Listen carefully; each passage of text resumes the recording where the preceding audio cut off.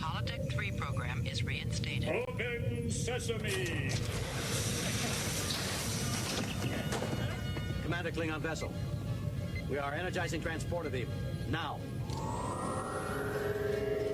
One, engage!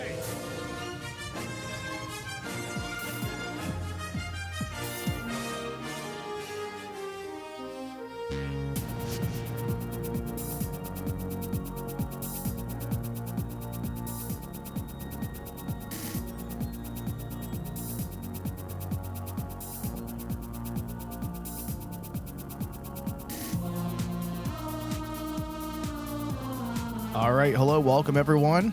Welcome back to Star Trek from the Holodeck. We are desperately trying to play catch up. As we had alluded to during our last discussion, we all almost died, David specifically. But we are back.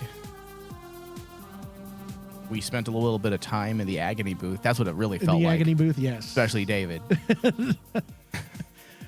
But or it felt like a Gorn coming out of my chest. Oh, yeah, that's probably a better comparison there. Or analogy? Yeah. Analogy, there you go. Yeah. I like that one. Okay, so today we're going to be talking about Strange New Worlds, Episode 9, titled All Those Who Wander. The synopsis, the U.S. Enterprise crew comes face to face with their demons and scary monsters, too, when their landing party is stranded on a barren planet with a ravenous enemy. The episode was directed by Christopher J. Brine and written by Davey Perez. So I want to start, David, by talking about the writer of this episode. And we're going to spend a few minutes on this specifically. Davey Perez is, an excellent writer, period. And prior to Strange New Worlds, he was a producer and writer on the long-running Supernatural series, Supernatural. Yes. He was by far one of the top writers of the final few seasons of the show.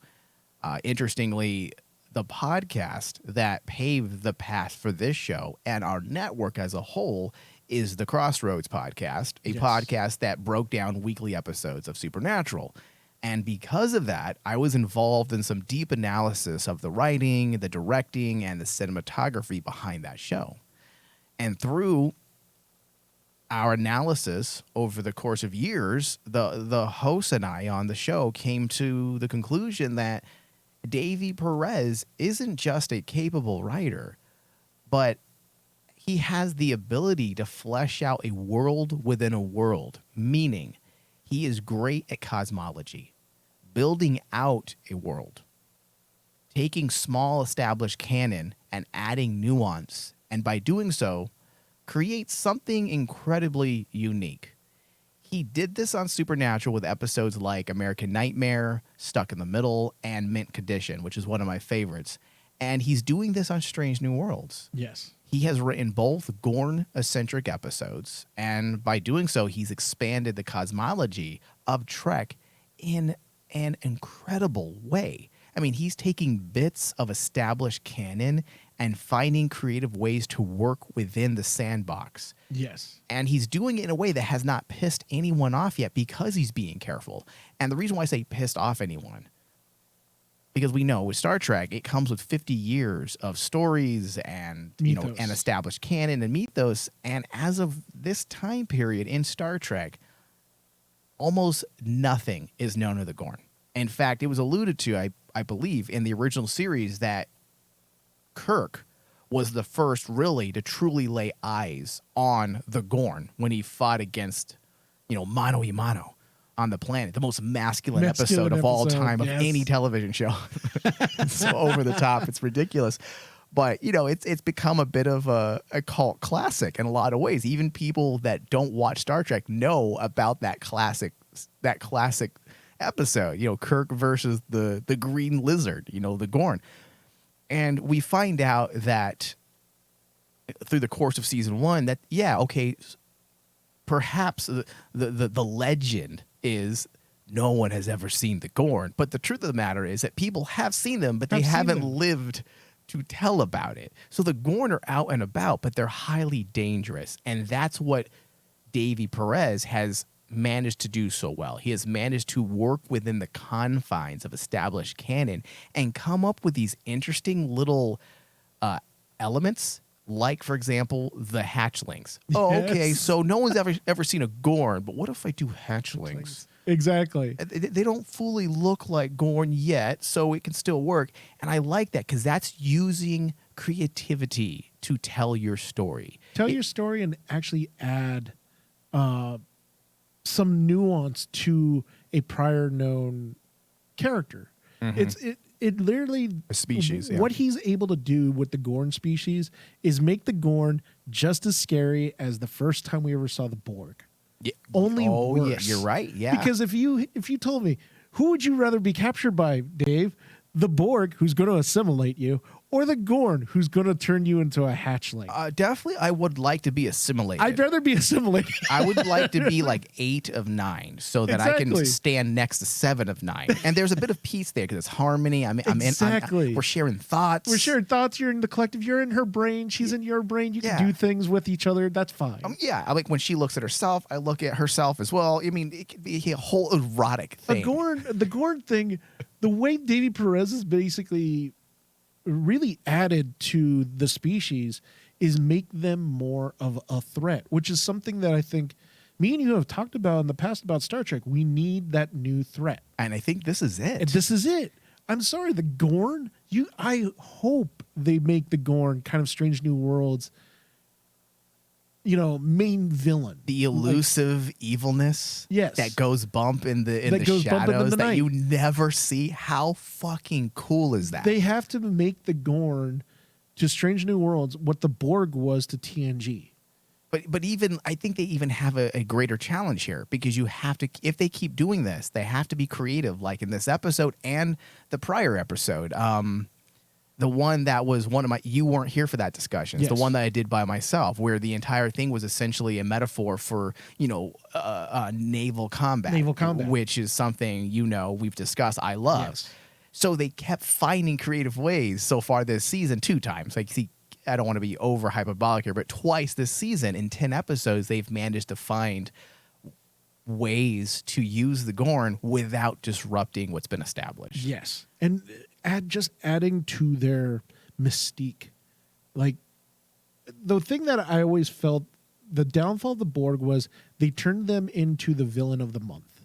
Villain of the week. Or villain of the You week. mean in even, Voyager? Yeah, in Voyager, where they basically, they were the Borg, but they were almost seen kind of like a nuisance instead of like a viable, oh my God, threat. We need to get out of here.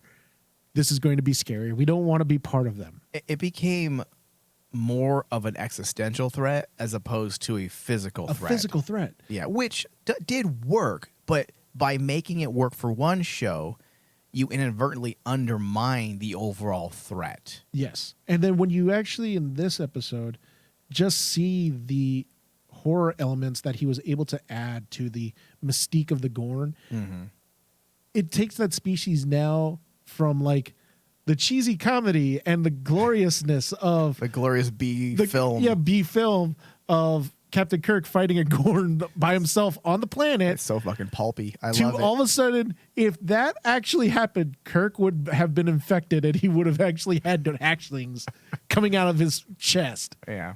That is horrible. Yeah. Well, okay, so let's talk about the ways that they create this feeling of dread without actually showing really anything but hatchlings essentially. Yes. But this has a lot to do with Davy Perez. His skill set goes beyond the cosmological. I mean, he can write the hell out of a horror script. Yeah. It makes sense that he's been assigned to expand the Gorn mythos the way they have this season. I mean, I would definitely say there are Lovecraftian themes being utilized, especially when you examine the relational elements that the Gorn and La'an share and how it's been used to inform her development and characterization. Because it's part of her trauma. Yes, and you're using dread and fear of the unknown as not just ways to establish character, but also in the development of the aesthetics of an episode. Lovecraft used to use these elements to heighten fear and tension, which relied on an elusive fear, something you couldn't quite put your finger on, which we saw in episode 4, which was titled Memento Mori, and this episode. Lovecraft was a bit of an existentialist, and his view of the universe reflected that. He viewed humanity as insignificant in comparison to the peripherals of the universe. And in a sense, the universe wants to kill us. Or they could be viewed as, or it can be viewed as indifferent. And this is what Perez is doing. He's using existentialist thought to aid in the feeling of dread, where the Gorn is the manifestation of the unknown within the universe. These are dark themes. These are very dark themes. And when you throw it into like just how the episode was formatted and the fate of everyone, of all the characters that dealt in this episode, it does feel very Lovecraftian. While we get a happy ending, it's not too happy when you think about it. Because no, it isn't, yeah. The amazing thing about like this particular episode too is like this, I think this was the first episode where death of characters really hits you, but in a horrific way. Like you feel like every time a character died in this episode, you're like, oh my God, no way. That was brutal. No. Don't die like that. Yeah. And it goes to like what you said, connecting to that Lovecraftian ideology where it's kind of like in all the Lovecraftian tales, the hero might win the day. Maybe. But he'll have some scars to go with him. And many times he doesn't even know who his enemy is. Exactly. The protagonist in the Lovecraftian stories. It's elusive. That's the thing. Sure, there are stories out there where you definitely definitively know what the threat is, but many times that's the climax, the threat, the greatness of Lovecraftian as well as Davy Perez is the fear of what we don't see. Exactly. We don't know what is actually trying to kill us. And that is why I absolutely love this episode. And David, you mentioned dark themes, and as well as I have. Some people out there, because we're dealing with Star Trek here, ultimately, they may say, oh, wow, these are some dark themes. And some might want to reject this due to their apparent contradiction of Star Trek ideals. But if anything, it strengthens, yet again, the Star Trek utopian idealized vision of the future by using lighter themes to solve the problems of dread and existentialism, like, for example, friendship, yes, optimism, and kindness. And the thing is, they took the one character that was really important to make this tone work in this episode was Hammer.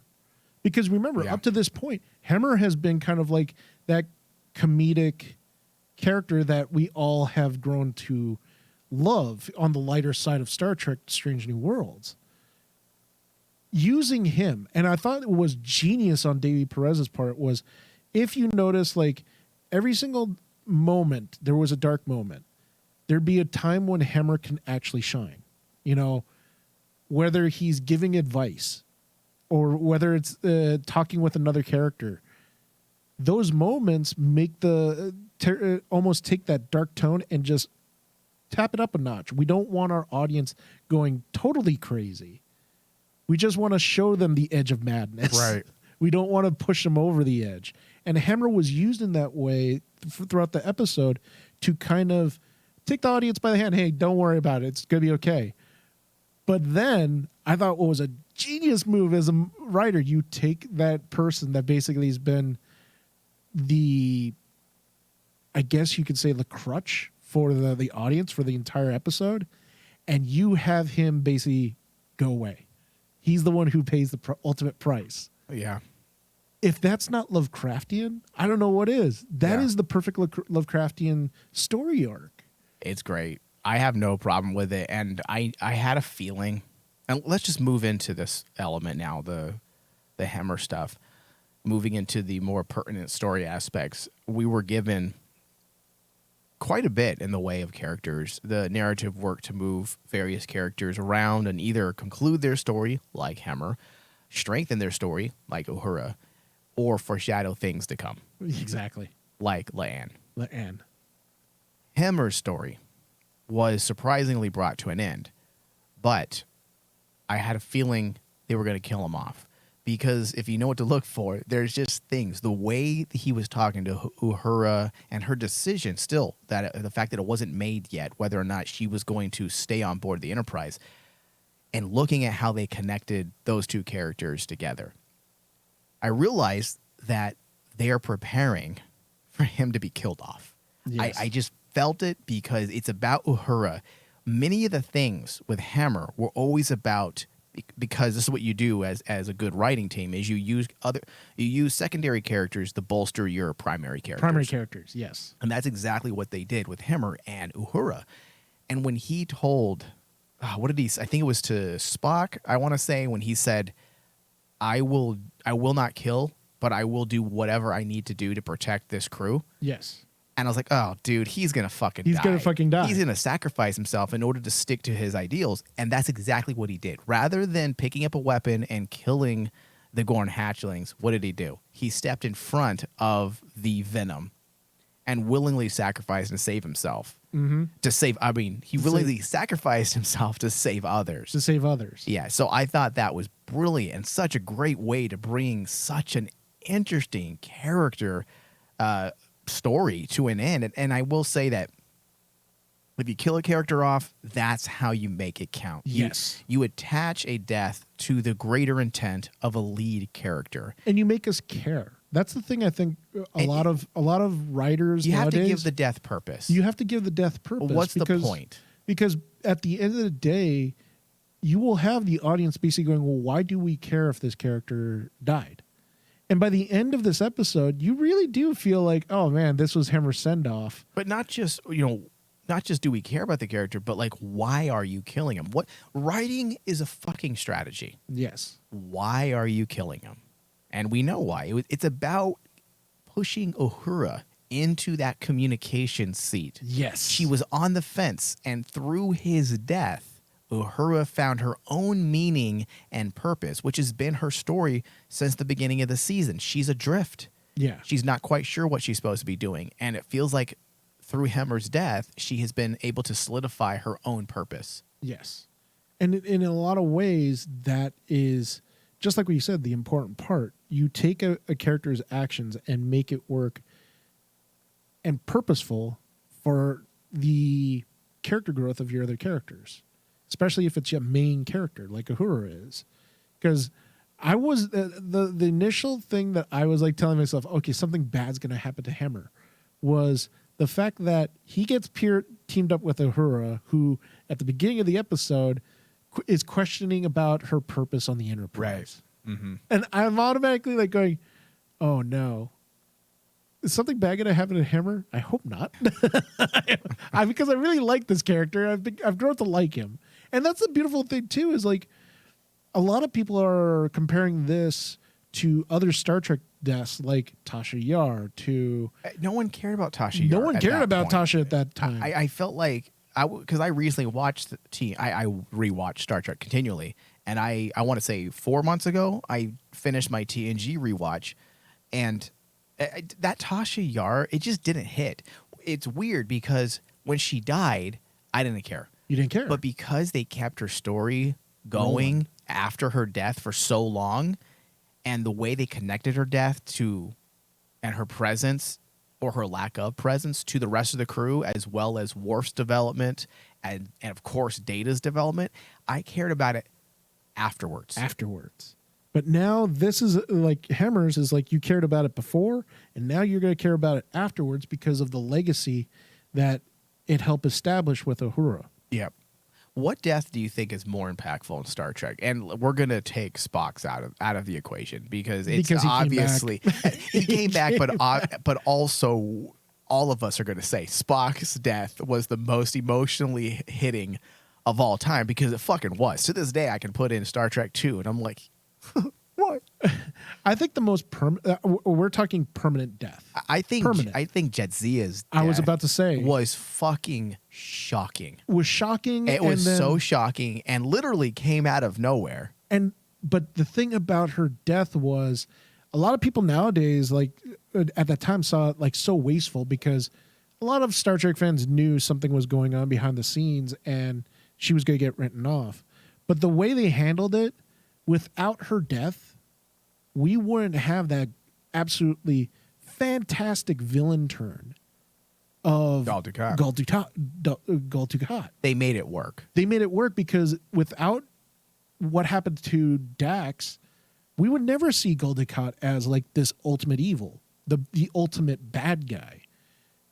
It was after that where we're like going, okay, there is no redemption for Gul Dukat, and the character himself doesn't care. Right. And also you got to remember, ultimately, again, because you're dealing with a great showrunner, what's his name? Oh my God. We talk about him all the time. And of course, we're going to forget his name now. Not Ronald Moore, but Not Ronald his Moore. writing partner He on was Deep the Space writing Nine. I always forget. Ira Stephen Burr. Ira, that's right. It's Ira Stephen Burr. Because he's such a good showrunner and he had such a great team of writers at that time, he was able to take the horrible decisions made off of camera by the executives, not the writing team, and make it work for everyone else because it really pushed Worf's story forward. It pushed everyone's. Bashir's story forward. Yes. It pushed Quark's story forward. It pushed Cisco's story forward in really big ways. Her death resonated all throughout that final season. Yeah. And that's the thing when it comes to characters that have had permanent deaths. You just have to make them count, right? Yeah, you have to make it count. And if you look at TNG, Tasha's, yes, it had ongoing ramifications, but it didn't hit hard at the initial go because we barely knew anything about Tasha. And then the other one that I was going to bring up was the one in Voyager. I can't forget. Right now, her name eludes me, but the one alien species that she passed away, and she kept becoming a reoccurring. You're talking about element. Cass? Cass, Was because she Cass killed? died. Cass died. No, she didn't. Yeah, She like evolved into some weird like Mike, you evolved. She died. She basically passed on to another life. I don't remember, but But like when it comes to like permanent character deaths, I think you're right. I think it is Dax that had the most, I guess you could say, like biggest mark on a series. I mean, yeah, and I know that a lot of Star Trek fans are going to be saying, you know, like Spock or Data even, but my issue with Data's death was it got carried on into Picard, and I don't think it was treated well, nor did it push anyone's story forward. yeah. I mean, you could say it pushed Picard's story forward. I but was okay with his death in Nemesis. I that's why I was listen. Nemesis isn't the greatest Star Trek movie of all time, but the death and what it did for the story and the sacrifice, it showed that Data was finally he understood human.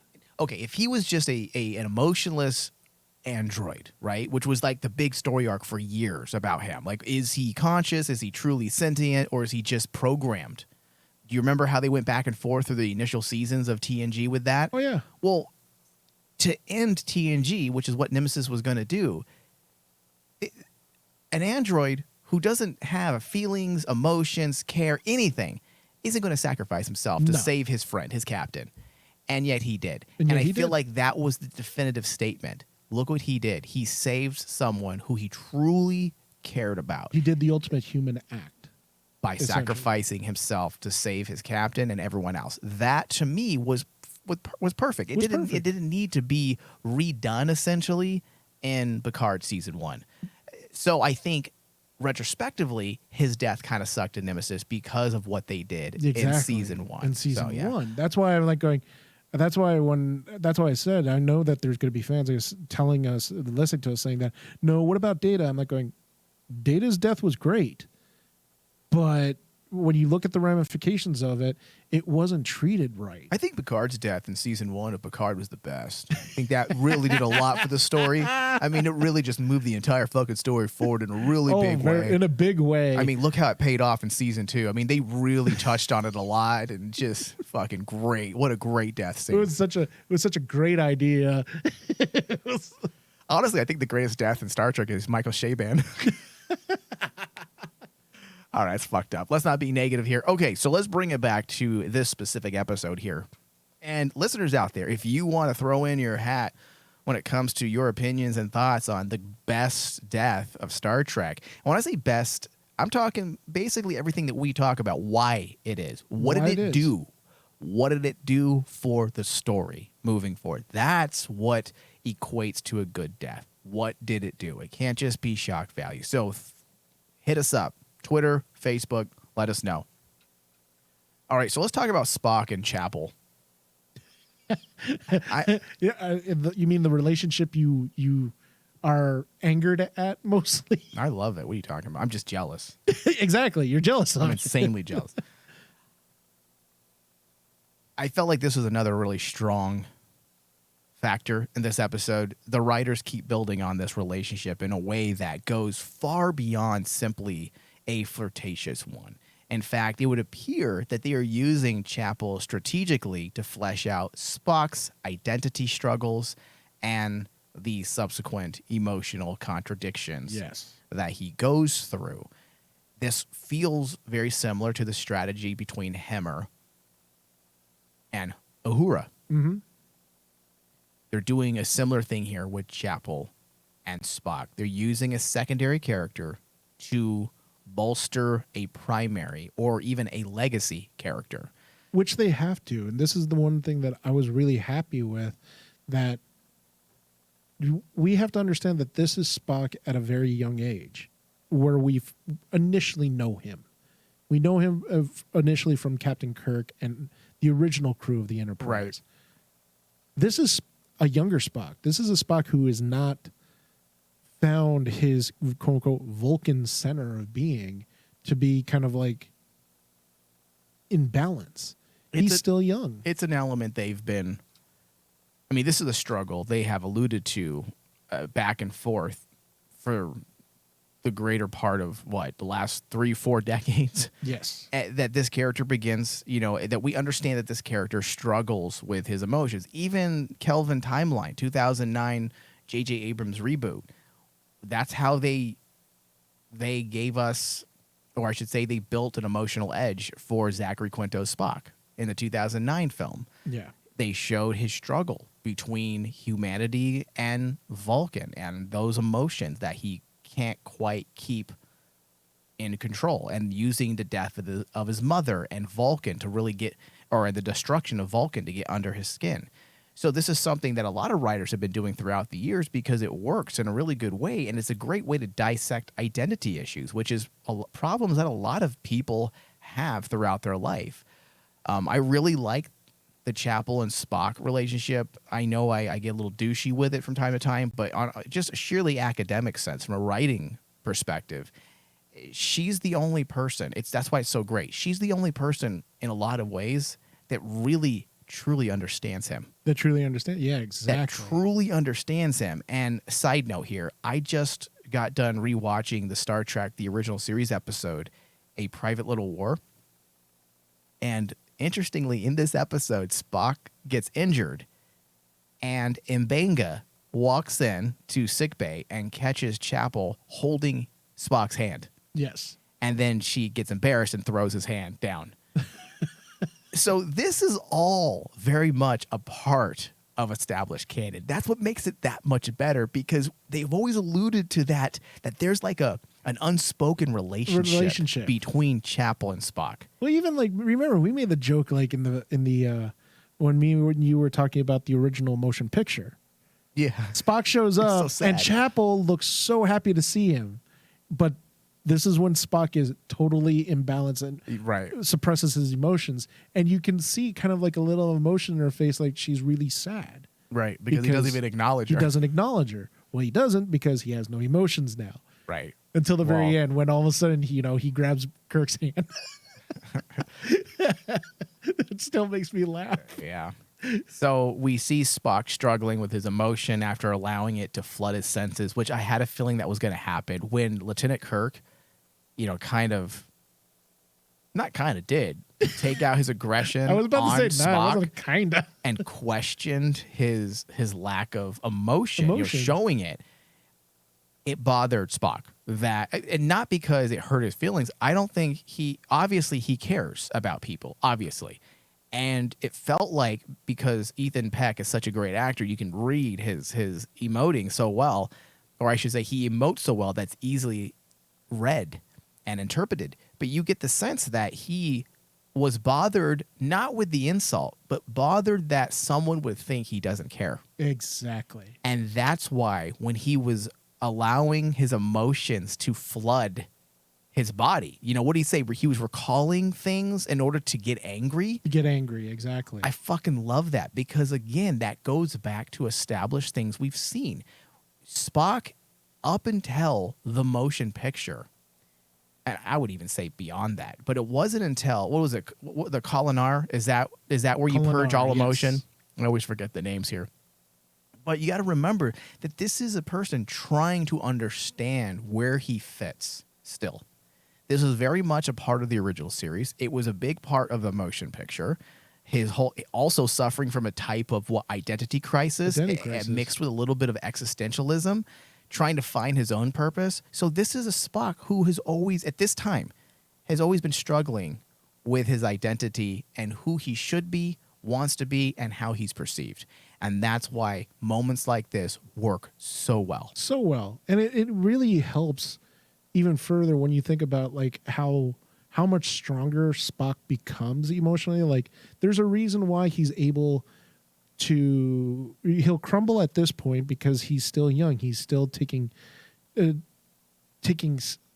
take stock in what's the emotions are going through his head. And then later on, when he has to deal with the snarkyism of a Dr. McCoy and basically just brushes it off because he's learned at that point in his life. He's grown. He's learned from his experiences. And this is actually one of those moments where we get to actually see Spock finally getting to that point where he's learning and he's being taught how to try to become the Spock that we all know. Yeah. So, I mean, we get the, and of course, as the years go by, I mean, we don't want to recap all of Spock's life, but we do know that he eventually comes to terms with who he is, and that he realizes that he is human and Vulcan, and he finds peace in that. Although, see, Karma on Sam's Park, this is why he dies off screen on a planet. Come on. Dude, I did laugh a little bit. I don't know if Davy Perez was purposely trying to make like a mockery of Lieutenant Kirk's death, but when Anson Mount said, or I should say Pike said, that, you know, he's tougher than he looks, I was like, no, he died. No, he died. He died like a chump. What are you talking about? He died off screen. And Kirk didn't even really care. And that's the thing that I'm going to be cracking up at. I want to see the relationship between the Kirks. I can't remember. Did they have problems? I don't know. I think you're thinking like the Picards. The Yeah, Picards okay. had problems. So I feel like if we're going in this direction, in order to justify, because that never sat well with me with the original series. Hey, your brother's dead. All right, another news. Another news. Like, your fucking brother's dead, bro. Like, let's talk about it a bit. I'm hoping that they maybe create something Like a tension between them. Yes, that they were never quite close. They loved each other, but they're very different. They were distant. Yes, if they do something like that, that would really fix that element in the original series that just never sat well with me. Yeah, because like, and it's one of those things I was a little intrigued and a little surprised because originally when they introduced Lieutenant Kirk into Strange New Worlds, I thought it was just supposed to be like a punchline, a joke. That, oh, look, here, we got Kirk. There you go. I didn't think he was going to be a part of the show. I didn't think he was going to be part of the show. And up to this point, dude, it's kind of interesting. They took a character I did not think we'd see a lot of, but they've made him as one of like the more viable characters in the show where it's like you can have that moment of him questioning Spock and scolding Spock and getting angry at him.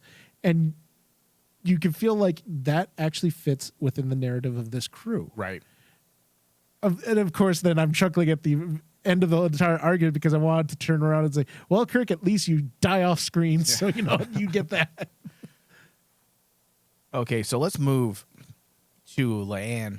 We just have a little bit to talk about her. A was lot of surprised this was just reiteration, which works. You do need to reiterate in order to establish firmly who your character is. But a lot of the things we got for her were just reiterations, strengthening former ideas.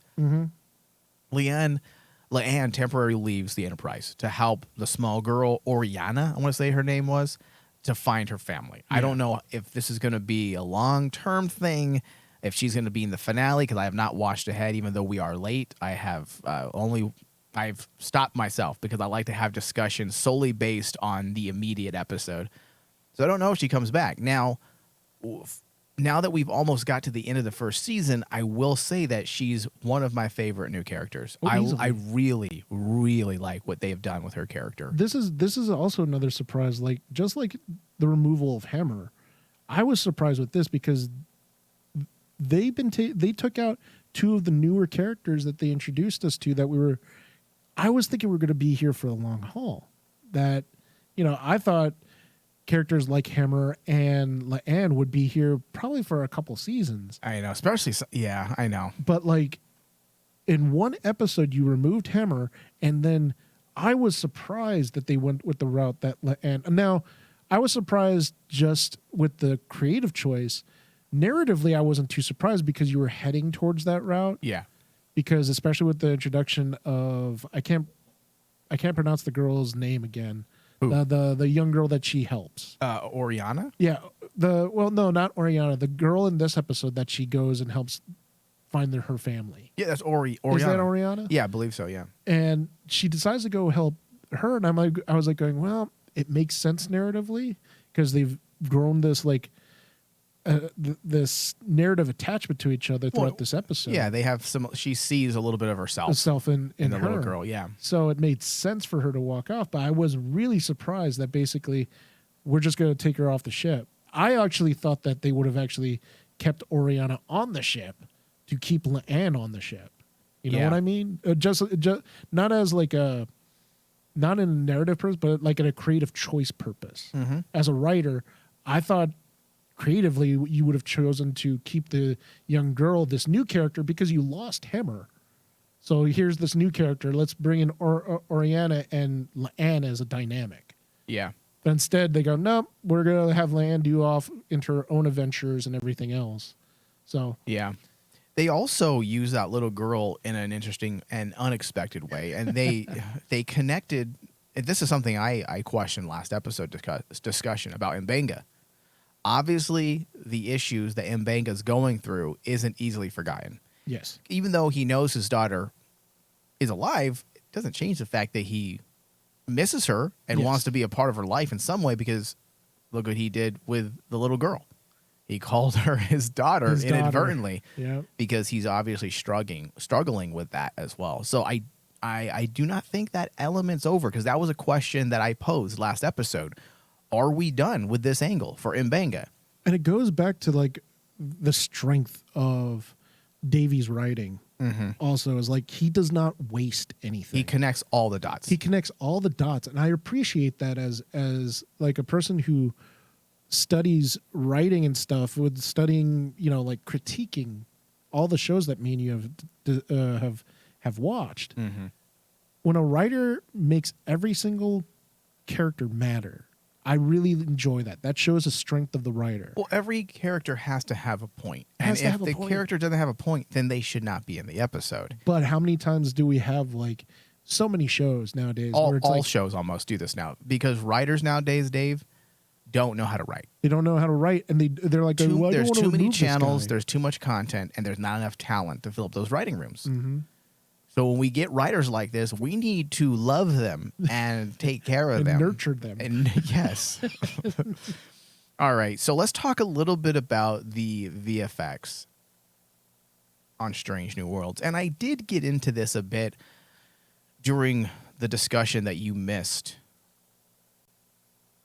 The new virtual production has been a VFX godsend for Star Trek. Yes, It has opened the scope, visually speaking, and has allowed amazing cinematic sequences that in years past just wouldn't have been possible. And it's such a seamless production if you understand how it works. The fact that you have these LED screens, essentially, I'm just going to speak in layman's terms here, already having 90% of the visual effects work done because it's in the set. It's people see the backdrop.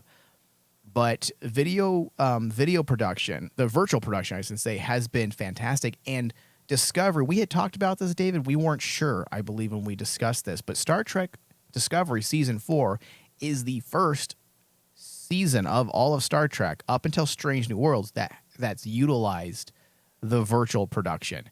And that's why Discovery feels so big.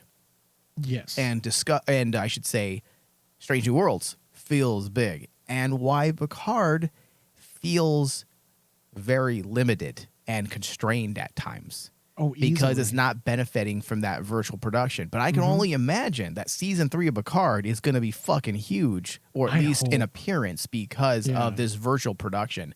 Now, I want to go through the basics. I'm not going to read all of this, but I do have a VFX breakdown of how it all works, and I will post this on our main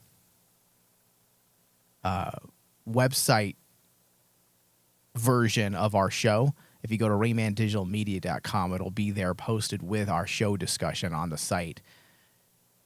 So Star Trek Strange New Worlds is technically not the first Trek project to embrace LED volume in camera visual effects. That's the technical term. That achievement belongs to Season 4 of Star Trek Discovery, but the new Paramount Plus series is the first in the franchise to be designed entirely around them with that in mind. So when they started the pre-production, this was included in the workflow, whereas Discovery, apparently Season 4, they weren't quite sure if they would actually be utilizing this new virtual production. Strange New Worlds was very much aware, and they included it in the workflow. And that's why Strange New Worlds feels the way it does in scope, cinematically, aesthetically, and so on. So Strange New Worlds' latest series is utilizing something called volume production. Let me get the exact 1 second here. Okay, so let me backtrack here. Fuck. This fucking website doesn't want to load. Hold on 1 second.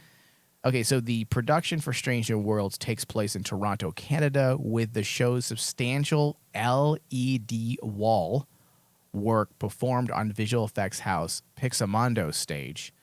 LED wall stages was built in partnership with Canadian production rental company William F. White International. The stage is 70 by 30. It's amazing. It's a horseshoe-shaped volume that uses Row Visuals Black Pearl BP2 2.8 millimeter LED panels for the walls. For those people that are Mandalorian fans, this is what the Mandalorian was using. I misspoke during episode 4 discussion where I said that they both use virtual production, but it's slightly different. Apparently, this is the exact same technology. In fact, the visual effects coordinator, I believe, reached out to the visual effects team for Lucasfilm to talk shop before they jumped into using this. I wouldn't be surprised because nowadays, especially in the virtual VFX field, this seems to be the way we're going. I mean, a lot of people are saying, I don't think there was an article I read about this type of production that people were saying, is this going to be the end of green screen? It is. And it's going to be. I don't know, because if you have the budget. Now, lower budget indie films, they're not going to be able to afford an LED wall virtual production stage. You're just not. No, you're not. You're not going to. So this has segregated the film production community yet again. Over the last 15, 20 years, many indie film producers have been able to do much of what the big guys have done because of the technology being mass-produced. Therefore, it's less expensive, and with that, allows indie people to start utilizing a lot of the effects that the big guys have been using for years.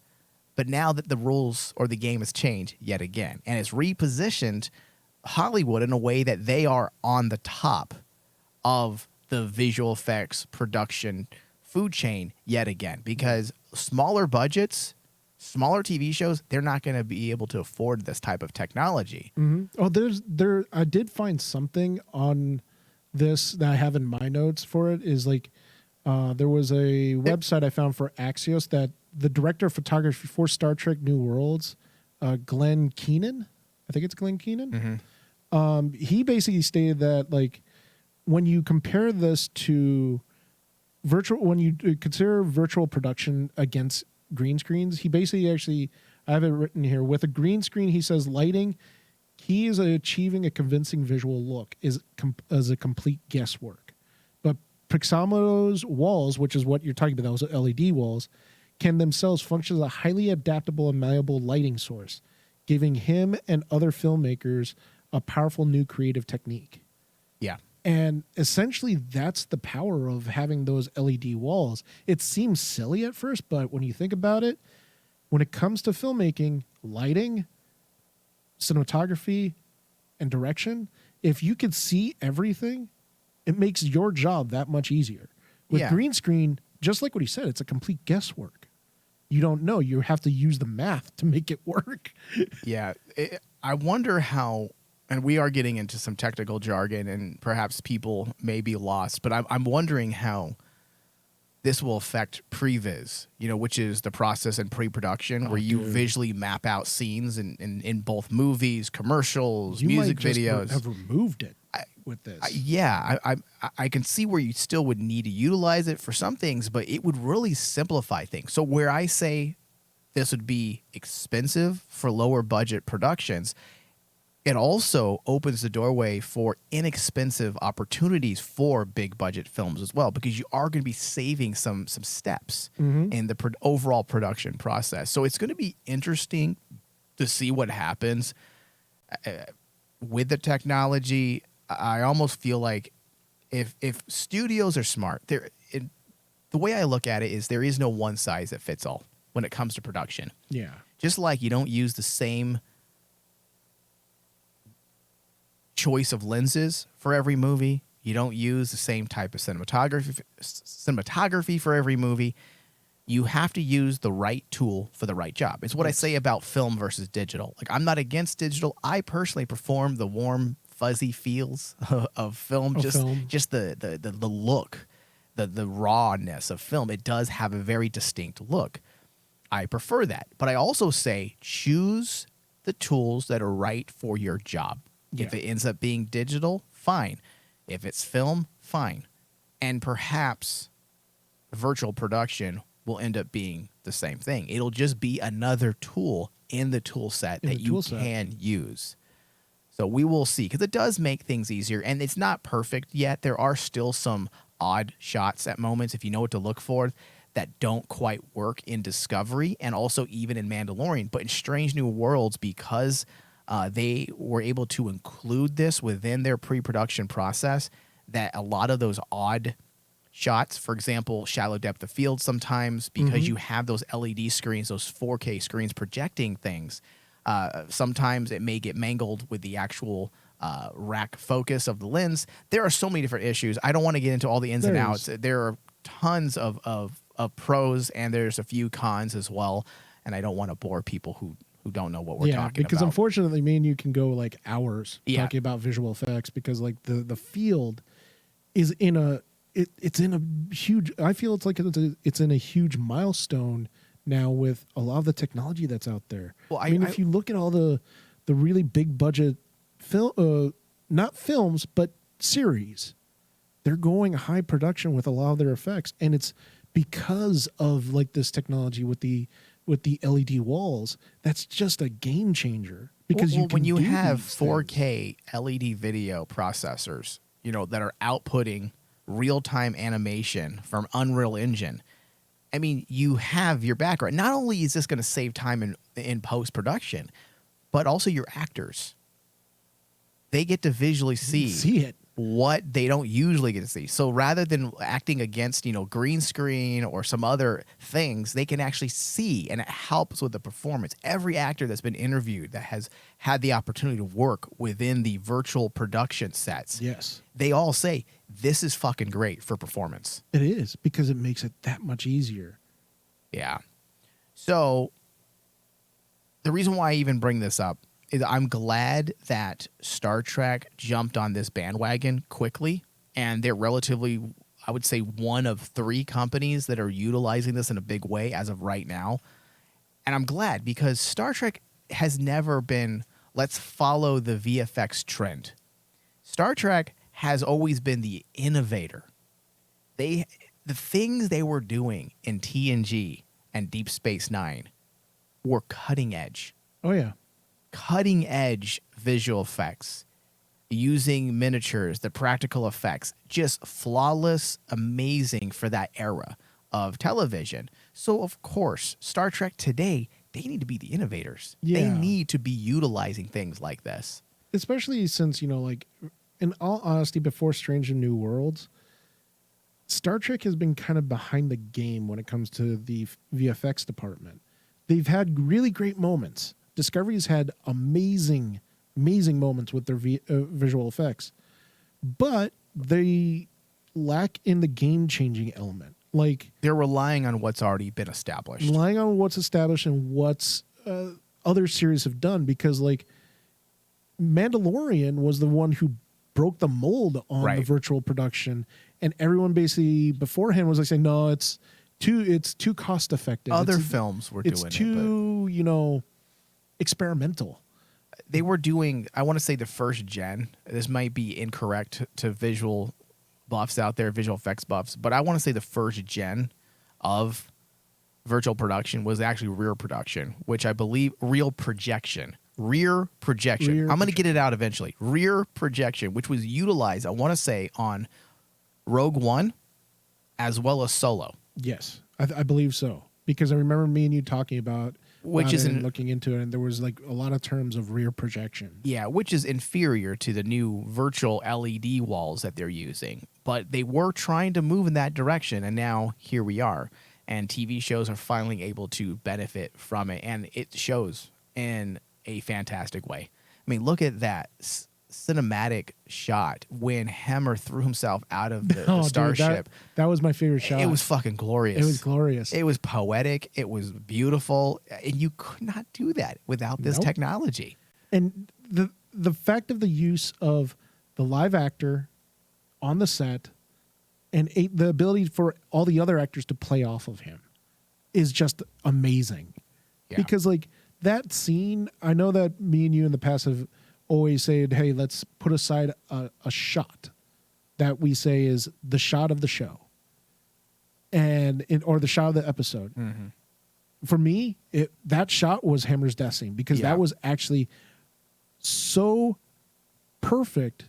It's a perfect example of why that new technology needs to be used more, because it gives you the ability to do shots like that. Well, even the fact that, okay, let's look at it from the establishing, or let's say from the long shot or the wide shot, when they're watching Hammer walk to the edge of the, was it the cargo bay? Yeah. Is that what that was? The shuttle bay? I mean, the virtual production affords that perspective for the actual cast. They can see that. They see what's happening. And that adds to the performance. They can see the massive planet in the background, the snow, the storm. I'm sure that all adds to the performance. So, all right, we will cut this visual effects talk now for people who are rolling their eyes and bored. David, why don't you get us into our final thoughts? Keep it brief, because we are approaching that hour mark. Final thoughts on this episode. Okay, I'm going to try to keep it short and say what I alluded to earlier in our pre-show. This is my favorite episode by far. I love the writing. I love what Davey Perez was able to do. If you needed to be smacked in the face, this episode was a homage to Aliens and that franchise. Yeah. I mean, if you look how the Gorn are treated, especially the shots they chose, like the shot when La'an is being chased by the Gorn, and it goes to that weird, visual look of infrared, very similar to, like, say, like the Predator, or very reminiscent of Aliens 3, of the alien chasing the cellmates throughout the maze in in the asylum. That reminded me of that. And I really appreciate that this whole episode was a homage to something that is one of my favorite franchises and one of my favorite like inspirations as a filmmaker, which is the Alien franchise. And on top of that, you gave the Gorn an absolute terrifying new turn. You turned this species that was a joke into a species that is a viable new threat for the Star Trek franchise. So overall, my score for it is a 98. I love the episode. It is by far my favorite episode of the season so far. Okay. All right. Yeah, I like this episode. I'm not going to dig into all the nitty gritty. I've already pretty much sprinkled all of my final thoughts throughout the regular discussion. But I will say this episode was fantastic. I'm going to give it a 95% on the RMD score. I could have asked for a better episode. There's really nothing I could look at and say, well, they should have done this rather than that. It was an excellently written episode. It was a great directed episode. So just well done all the way across the board. All right, this does bring us to the end of our discussion, but I do want to remind listeners to find us on Patreon. If you go to patreon.com/RainmanDigital, you can pledge $3 to $5 or more a month, and you'll gain access to all of our behind-the-scenes discussions, our pre-shows, which is titled Unimatrix Zero, where it's pretty much a mini version of this show. It's a little more casual. We talk about things that we aren't able to get to on the regular show. Then, of course, we also put out regular podcast discussions, full discussions as well on Patreon that are exclusive to that platform. By just pledging $5, you will gain access to that. And also it helps us stay on the air. It's really the only way we can stay on the air. And Star Trek listeners might not have felt the cut in production this year for us, but I have received a lot of very disenchanted listeners that may not be listening anymore throughout this year, wondering where our shows are. And I'm not talking about just Star Trek. I'm talking about all the other shows we do on this network, the other hosts. And I have told people for 3 years that if you don't go to Patreon, I'm going to have to cut content. There you go. And people continue not to listen. They're like, fuck these guys. We're going to listen to them, but they don't need any help financially. We just want free. I cut content by 60%. I said I was going to do it. I have to. I have no choice. I can't pay out of pocket anymore on this network. And I have not cut anything on Star Trek. It's the only show on this network that I have not cut. And I don't want to. So please help us. Please go to patreon.com. I don't want to have hate email next year when people wonder where our shows are and I've cut again. Please, patreon.com/RainmanDigital. Thank you, everyone. I appreciate all of our listeners out there. And thank you, David. Thank you. Live long and prosper.